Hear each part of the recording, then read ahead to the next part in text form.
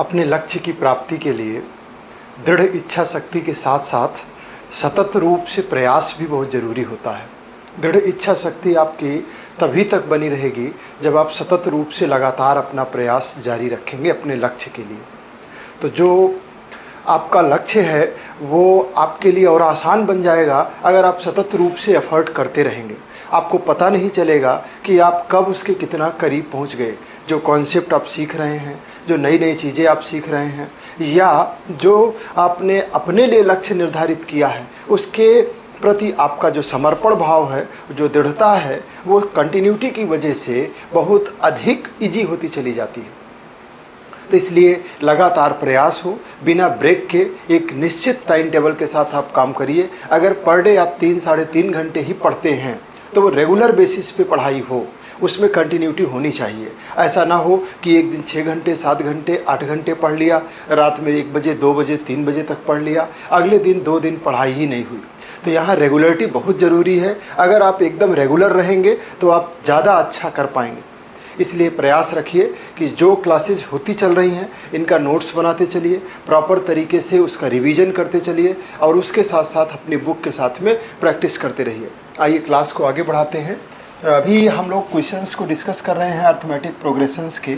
इसमें आइए और कुछ क्वेश्चंस को डिस्कस किया जाए। जैसे अभी लास्ट क्लास तक आपने जो जो चीज़ों को देखा है कि n टर्म का जो सम है Sn, अगर वो आपको गिवन है, मान लीजिए इस तरीके से 3n² + 2n, ये आपको n टर्म्स का सम दिया गया है। तो यहाँ से आप Tn फाइंड आउट कर सकते हैं। और Tn फाइंड आउट करने का जो तरीका मैंने डिस्कस किया है आपको, वो क्या है, Sn - 1। और डायरेक्टली अगर आपको Tn मिल जाता है तो आप T1 फाइंड आउट कर सकते हैं, T2 फाइंड आउट कर सकते हैं, T10 फाइंड आउट कर सकते हैं, T20 फाइंड आउट, यानी कुछ भी फाइंड आउट किया जा सकता है। यहाँ आपको मालूम है कि T1 का मतलब A है और T2 का मतलब A + D है। तो इस तरीके से आप AP में Sn और Tn के बीच में रिलेशनशिप को फाइंड आउट कर सकते हैं। इसके अलावा आपने अब तक जो जो चीज़ों को जान लिया है, आइए एक बार उसको समराइज कर लिया जाए। AP इस तरीके से अरेंज की जाती है, A + D, A + 2D, A + 3D, और इस तरह से आगे बढ़ता हुआ टर्म nth टर्म तक पहुंचाया जा सकता है n - 1 × D, जिसमें आपने nth टर्म के बारे में A + n - 1 × D ये जाना, जिसमें T1 फर्स्ट टर्म है और कॉमन डिफरेंस जो D है ये T2 - T1 के इक्वल है। और Sn = यानी कि n टर्म का जो सम है वो n/2 2a + n - 1 × D, ये इसके इक्वल है। Sn = n/2 2a + n - 1 × D के इक्वल है। यानी कि इस तरीके से आपने nth टर्म के बारे में जान लिया, n टर्म के सम के बारे में जान लिया, कॉमन डिफरेंस के बारे में जान लिया, फर्स्ट टर्म के बारे में जान लिया। ये बेसिक है।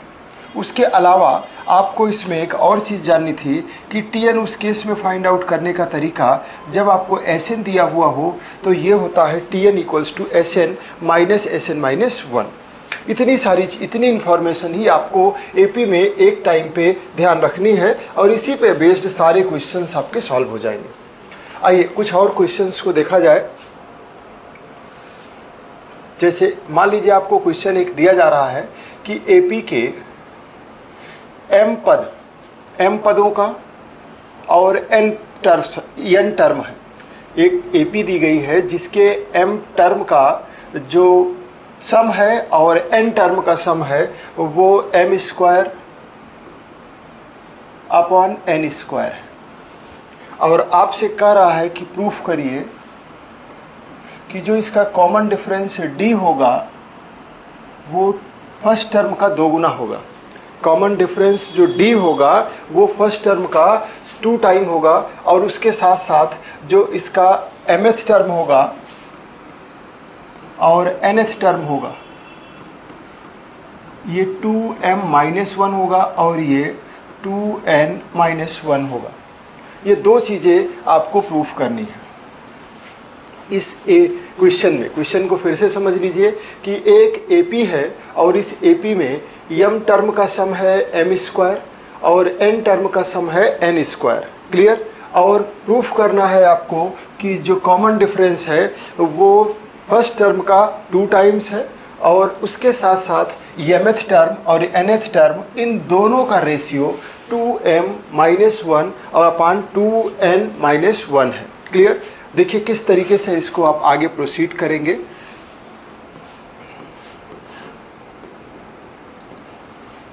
यहाँ पे आपको दिया गया है m टर्म का सम अपॉन n टर्म का सम, तो ये हो जाएगा m/2 2a plus m-1 into D. वहीं दूसरी तरफ जो n टर्म है इनका सम क्या होगा, n/2 2a plus n-1 into D, और जो कि आपको इक्वल्स टू दिया हुआ है किसके, m square upon n square. इस तरीके से ये एक्सप्रेशन आपको दी गई है। अब आप इसको जब फर्दर सॉल्व करेंगे तो देखिए m से इसका एक m कैंसिल कर दीजिए और इस n से ये एक n कैंसिल कर दीजिए और इस 2 से ये 2 कैंसिल हो गया, यानी कि जो अब इसका स्ट्रक्चर हो गया वो इस तरीके का हो गया 2a plus m-1 into D upon 2a plus n-1 into D equals to m upon n। ये आपका स्ट्रक्चर आ गया।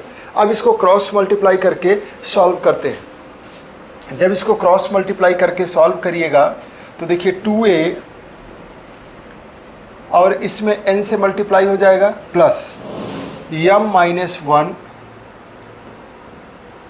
Into N D, m-1 into N D, ये वाला इस साइड दोनों टर्म में मल्टीप्लाई हो गया और नीचे में 2am plus n-1 into M D, ये दूसरी साइड हो गया। अब आइए इसको और सिंप्लीफाई करते हैं तो ये हो गया 2an plus m-n-d minus n-d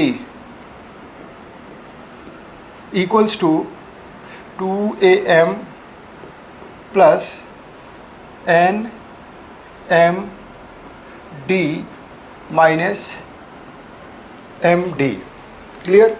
अब अगर आप ध्यान से देखिए तो ये n-m-d ये इससे आपस में कैंसिल हो जाएगा, सब्ट्रैक्ट हो जाएगा और उसके साथ साथ यहाँ पर अब जो रिलेशनशिप आया है वो ध्यान से देखिए तो कैसे आप इसको अरेंज कर सकते हैं। ऊपर वाले में n आप ये 2a है तो a को एक तरफ ले लीजिए तो 2a कॉमन लिया जा सकता है, और जब आप 2a को कॉमन लेंगे तो उस केस में ये कितना हो जाएगा, 2a को अगर आपने कॉमन लिया तो n-m, 2a को आपने कॉमन ले लिया तो ये n-m हो जाएगा। और उसी के साथ साथ यहाँ पर जो कि मैं क्लियर लिख रहा हूँ 2an minus 2am equals to, ये इस साइड आ जाएगा तो ये प्लस n-d माइनस m-d ये बन जाएगा। अब इसमें से अगर आपने 2a को कॉमन ले लिया तो ये क्या बचेगा, 2a को आपने कॉमन ले लिया तो ये बचेगा n-m, और यहाँ से आपने d कॉमन ले लिया तो क्या बचेगा n-m, और ये n-m से n-m कैंसिल हो जाएगा और आप देखिए तो 2a इक्वल्स टू क्या आ रहा है, d। यही तो आपको प्रूफ करना था, यानी कि जो कॉमन डिफरेंस d है वो फर्स्ट टर्म का 2 टाइम्स है और ये प्रूव हो चुका है। तो कुछ भी नहीं किया गया, हमने सिंपल यही कॉन्सेप्ट अप्लाई किया कि n टर्म का जो सम होता है एपी का वो कितना होता है n/2 2a plus n-1 into D. सिर्फ इसी कॉन्सेप्ट को अप्लाई किया और उसी के आधार पे यम पदों का टर्म और यन का जो सम दिया गया था उसको फाइंड आउट करके दोनों के बीच में रिलेशनशिप निकाल लिया गया। क्लियर है? अब इसके बाद इसका सेकेंड वाला जो पार्ट है उसको आइए देखते हैं। यहाँ पे आपको d इक्वल्स टू 2a मिल चुका है। d इक्वल्स टू 2a का एक रिलेशनशिप इस्टेब्लिश हो चुका है। उसके साथ साथ अब आपसे क्वेश्चन में कहा गया है कि ये भी प्रूफ करिए कि इसके m टर्म का जो mth टर्म है और nth टर्म है उसका रेशियो 2m-1 अपॉन 2n-1 होगा। तो इसके लिए आपको क्या करना होगा, आप जानते हैं AP का जो mth टर्म होता है nth टर्म होता है वो a plus n-1 into D. इतनी बार से हम लोग देख रहे हैं और ये हो जाएगा a plus m-1 into D. और साथ ही साथ यहाँ पे अगर नीचे nth टर्म की बात करेगा तो a plus n-1 into D. और अभी आपने d इक्वल्स टू 2a का एक रिलेशनशिप निकाल लिया है, तो d इक्वल्स टू 2a की वैल्यू इसमें पुटअप कर लीजिए। a plus m-1 into 2a upon a plus n-1 into 2a। अब आप इसमें से a कॉमन ले लीजिए, ऊपर से a कॉमन लेंगे तो ये क्या हो जाएगा 1 प्लस m-1 और 2 के साथ में ये इसमें बच जाएगा। ऊपर में नीचे में भी a कॉमन ले लिया आपने तो 1 प्लस n-1 इंटू 2 ये भी बच जाएगा और ये इस तरीके से कैंसिल हो जाएगा। क्लियर? अब यहाँ पे आप जब इसको सॉल्व करेंगे तो ये कितना आ जाएगा 1 plus 2m m plus 2m-2 upon 1 plus 2n-2 अब इसकी को सब्ट्रैक्ट कर दीजिए तो 2m-1 और नीचे में 2n-1। इसी को आपको प्रूफ करना था कि ये mth और nth टर्म का रेशियो है।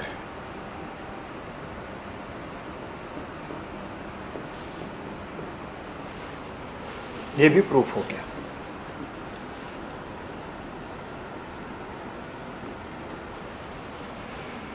तो इस तरीके के क्वेश्चंस जो है आपको एक ही क्वेश्चन के अंदर दो चीज़ें दी गई थी, दो चीज़ों के बीच में रिलेशनशिप इस्टेब्लिश करना था और ये बेसिक जो है एक रिलेशनशिप यानी कि सम्स के बीच का रिलेशनशिप गिवन था। तो आपको प्रूफ करने वाले क्वेश्चंस में एपी के इन्हीं का एप्लीकेशन इस तरीके से अपनाना है। आइए नेक्स्ट क्वेश्चन देखते हैं।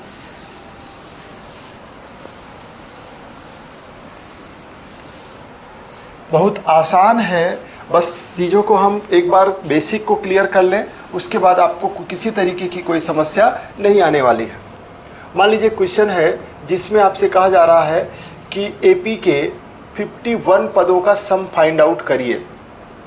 एक एपी है उसके 51 टर्म्स को फाइंड आउट करिए, जिसमें आपको दूसरा पद दे रखा है कि ये 2 है और जो उसका 8वां पद है फोर्थ टर्म है वो 8 दिया गया है, उसका फोर्थ टर्म 8 दिया गया है। एक एपी के 51 टर्म्स का सम आपको फाइंड आउट करना है, जिसका सेकेंड टर्म 2 और फोर्थ टर्म 8 है। ये जानकारी इतनी दी गई है, उसके आधार पे आपको इस क्वेश्चन को सॉल्व करना है। ठीक, कैसे करेंगे? देखिए, जो आपको गिवन है उसको पहले अरेंज कर लीजिए। T2 इक्वल्स टू आपका मतलब होगा A plus D, first term A common difference D, तो T2 equals to A plus D जो कि 2 के इक्वल आ जाएगा। इसी तरीके से T4 equals to A plus 3D equals to 8।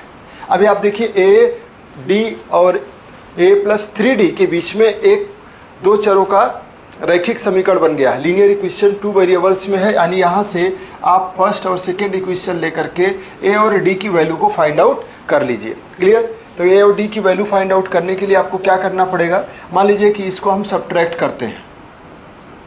इन दोनों इक्वेशंस को अगर आपस में सब्ट्रैक्ट किया जाए तो वैसे में साइन चेंज हो जाएगा, ये माइनस और ये भी माइनस, और ये एलिमिनेट हो जाएगा। ये एलिमिनेशन मेथड से हम इसको सॉल्व कर रहे हैं, और यहाँ से ये दोनों -2d के फॉर्म में आ जाएगा, और ये भी -6 हो जाएगा। माइनस माइनस भी कैंसिल हो जाएगा। d इक्वल्स टू आपको कितना मिल जाएगा, 3। d इक्वल्स टू आपको 3 मिल गया। इस d की वैल्यू को अगर आप इक्वेशन नंबर 1 में रख दें, इक्वेशन 1 में d की वैल्यू को रखा जाए तो a + 3 equals to 2 means a equals to 2 - 3 means -1। आपको a इक्वल्स टू क्या मिल गया, -1। तो अब a की वैल्यू फाइंड आउट हो गई, a equals to -1 and d equals to 3। और ये दो चीज़ें ही बेसिक थी जो आपको चाहिए थी, a और d। अब ये दोनों अगर पता चल चुकी हैं तो अब आप आ जाइए S51 पे। तो ये 51, इसका फार्मूला क्या बनेगा कि 51 51 इक्वल्स टू 51/2 और 2a + 50d।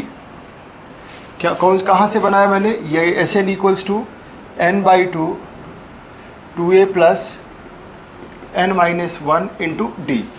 Sn equals to n/2 2a + n-1 into D. उसी में मैंने n के स्थान पे 51 पुटअप कर दिया और ये रेडी हो गया। देखिए इसमें रिक्वायरमेंट केवल 3 चीज़ों की होती है। एपी का सम अगर निकालना है तो आपको फर्स्ट टर्म चाहिए, कॉमन डिफरेंस चाहिए और नंबर ऑफ टर्म्स चाहिए, यानी ए चाहिए, एन चाहिए और डी चाहिए। एन तो ऑलरेडी 51 दे रखा था, ए और डी चाहिए था और वो आपको मिल गया, यानी ये 51/2। अब जब आप इसको सॉल्व करिएगा तो 2 × -1 + 50 × 3,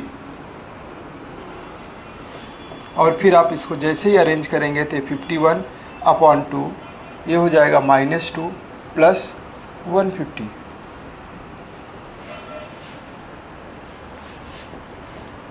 (51/2) और ये आ गया 148।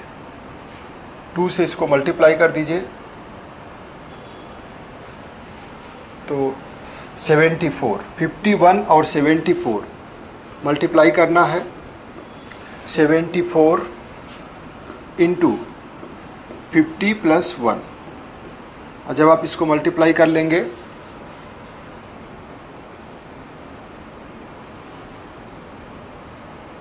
तो ये 3700 और प्लस 74।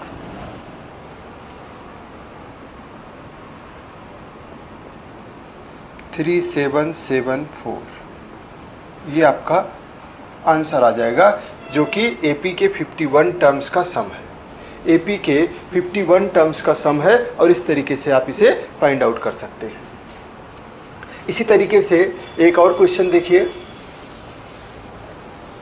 मान लीजिए आपसे क्वेश्चन में कहा जा रहा है कि एपी के 21 टर्म्स का सम फाइंड आउट करिए अगर उसका दूसरा टर्म 8 है और ये 14 है। एपी का जो दूसरा टर्म है वो 8 है और 4 टर्म्स का जो 14th टर्म है, 4th टर्म है वो 14 है। क्वेश्चन बिल्कुल सेम है। इसकी प्रैक्टिस आप अपने आप से करिए, वीडियो को यहीं रोक दीजिए और देखिए कि आप सॉल्व कर पा रहे हैं। कॉन्सेप्ट वही आप लगाएंगे, a + d = 8 और ये होगा a +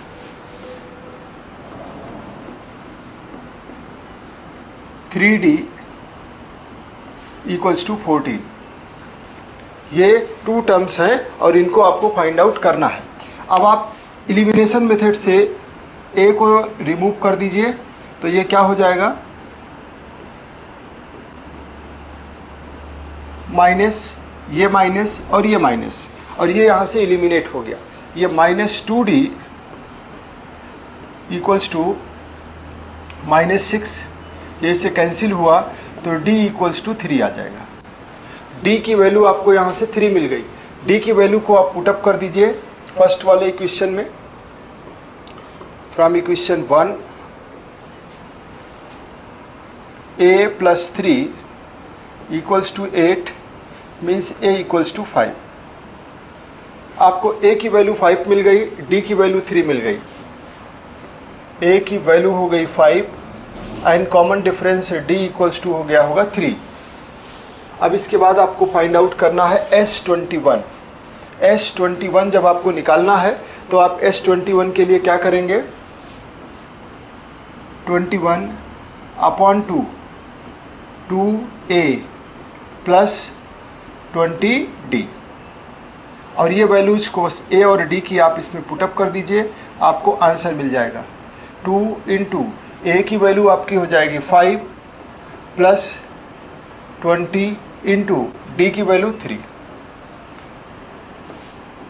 तो 21 अपॉन 2 ये हो गया 10 प्लस 60, यानी 21 अपॉन 2 और ये 70। अब आप मल्टीप्लाई कर लीजिए पहले,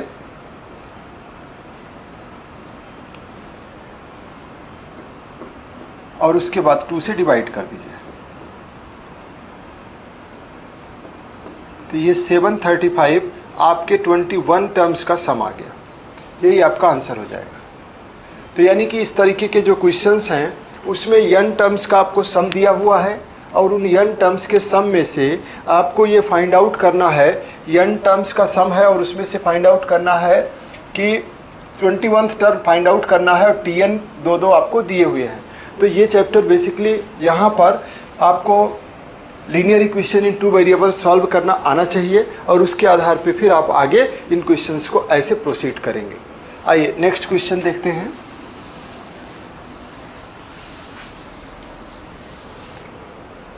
एक सीरीज दी गई है जो है 15 प्लस 11 प्लस 7।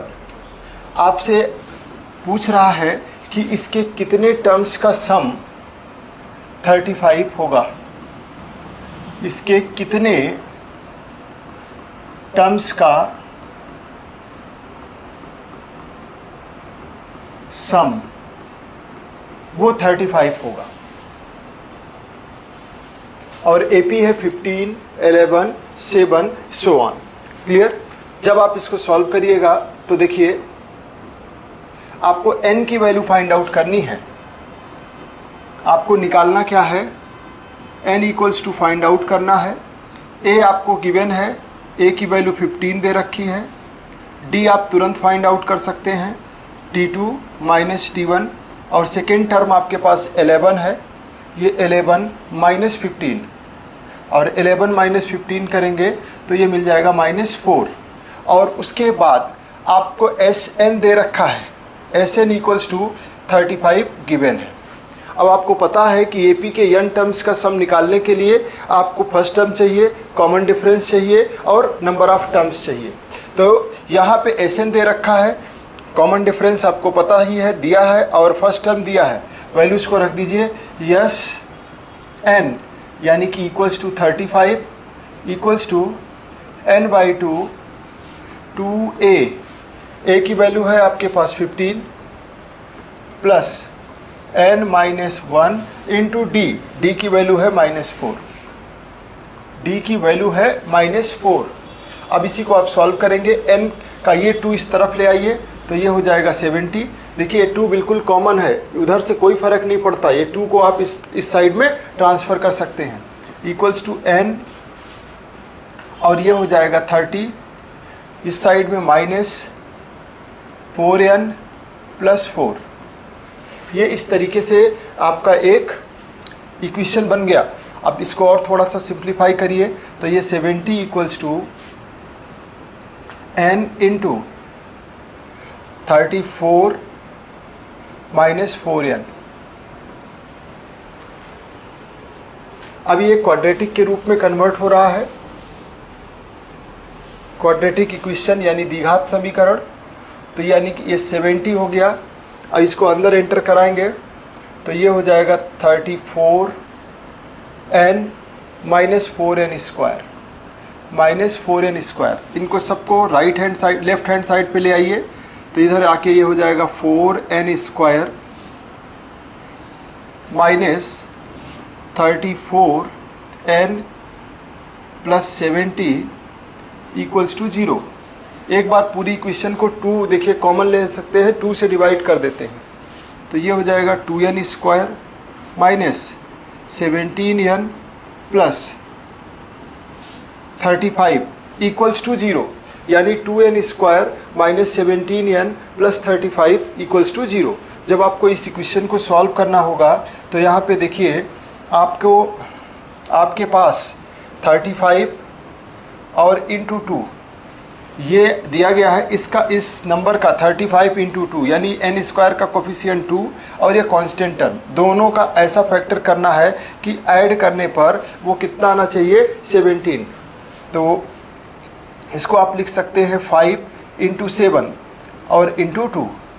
तो देखिए 5 इंटू 2 कितना होगा 10 और इंटू 7 यानी कि 10 प्लस 7 इक्वल्स टू 17 आ जाएगा। उसी को अरेंज कर दीजिए यहाँ पे, यानी 2n² और माइनस ये हो जाएगा 10 प्लस 7n और प्लस 35 इक्वल्स टू 0। अब आप इसको फर्दर और आगे प्रोसीड कर दीजिए, तो 2n² minus 10n minus 7n plus 35 equals to 0। ये सबसे आसान है, द्विघात समीकरण को सॉल्व करना सबसे आसान है, और इसमें आप अपने आंसर को साथ साथ देखते हुए चल सकते हैं कि सही हो रहा है या नहीं हो रहा है। क्योंकि जब भी देखिए नेक्स्ट वाला स्थिति ऐसी बनेगी कि ये 2n² माइनस 10n, मैं रिपीट से कर रहा हूँ इसी लाइन को, 10n minus 7n plus 35 equals to 0। यहाँ से अगर आप 2n को कॉमन लेते हैं तो देखिए ये हो जाएगा n माइनस 5, और यहाँ से अगर 7 आप कॉमन ले रहे हैं तो ये भी n माइनस 5, जो कि इक्वल्स टू किसके होगा 0 के। अभी यहाँ देखिए दोनों चीज़ आंसर चेक करने का तरीका यही है कि इन ब्रैकेट्स के अंदर जो आ रहा है वो सेम आना चाहिए, और आपने अगर n माइनस 5 को कॉमन ले लिया तो n माइनस 5 और ये कितना हो जाएगा 2n माइनस 7 और इक्वल्स टू 0। अब दो नंबर्स हैं उनका मल्टीप्लिकेशन 0 है, जैसे मान लीजिए दो नंबर हैं और उनका आपस में मल्टीप्लिकेशन 0 है, तो ये केवल और केवल उसी स्थिति में हो सकता है। ज़रा ध्यान से इसके बारे में सोचिएगा कि आप वो कौन से ऐसे दो नंबर हैं जिनको मल्टीप्लाई करने पे शून्य आए, तो आप इस निष्कर्ष पे पहुँचोगे कि या तो पहला नंबर शून्य हो सकता है, या दूसरा नंबर शून्य हो सकता है, या फिर दोनों नंबर शून्य हों, ए और बी दोनों शून्य हों, तभी शून्य हो सकता है। इसके अलावा दो नंबर्स का मल्टीप्लिकेशन और किसी भी स्थिति में शून्य नहीं हो सकता।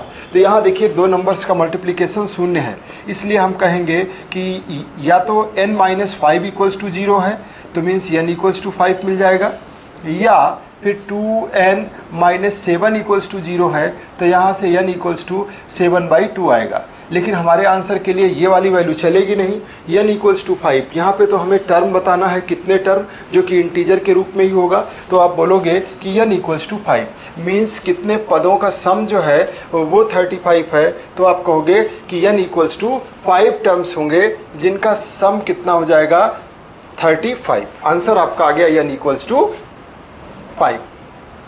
तो इस तरीके से इन क्वेश्चंस को एक बार आप अपनी कॉपी में नोट डाउन कर लीजिए। मैं आपको इन्हीं से रिलेटेड कुछ और क्वेश्चंस दे रहा हूं, इनको सॉल्व करिए और अपनी प्रैक्टिस करिए इन क्वेश्चंस के साथ में। देखिए जैसे मान लीजिए क्वेश्चन आपको दिया गया है 2 है,